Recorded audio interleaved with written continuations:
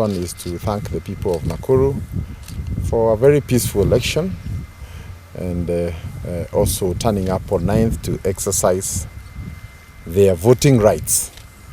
And allow me therefore to go to the issues. We have noted several aspects within the results that have been returned that we think constitute grave violation of the expected voting results in any place. And I think the first one we want to note is that we have seen an unnatural pattern of how people voted. We have cases where you have a voting center with 3 or 4 streams, and the 3 streams each vote exactly the same number, so 90, 90, 90, or 150, 150, 150.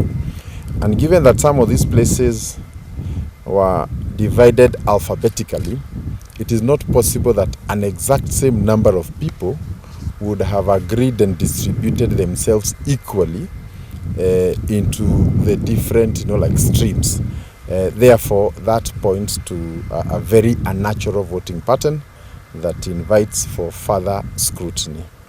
Secondly, we have also noted inconsistencies in the different county seats between women rep, governor, senator, and also the president, which simply means that there are people, mathematically speaking, who voted for the president but never voted for anyone else. Others voted for president and governor and voted not for the others.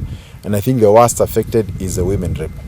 So the question would be, what happened to that voter after voting for the presidency?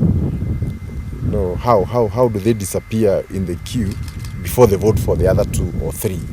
And I think that is a very serious issue that requires serious forensic before we can be able to unveil.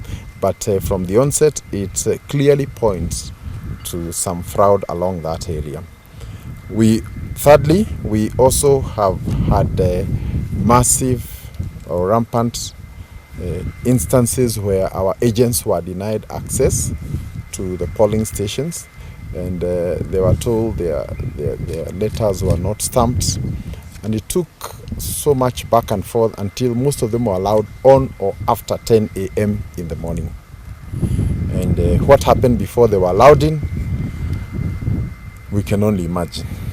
Then number 4, there is the issue of the voter turnout. There is a general understanding and knowledge that the voter turnout was generally low. In fact, in many places, there was hardly any queue. And by the close of the day, we were around 50, 55 on voter turnout. But as it were, finally, when the results are tallied, it is coming to 68. So where did the other people come? Where did they come from, given that the general understanding across all our polling stations that there was very low voter turnout?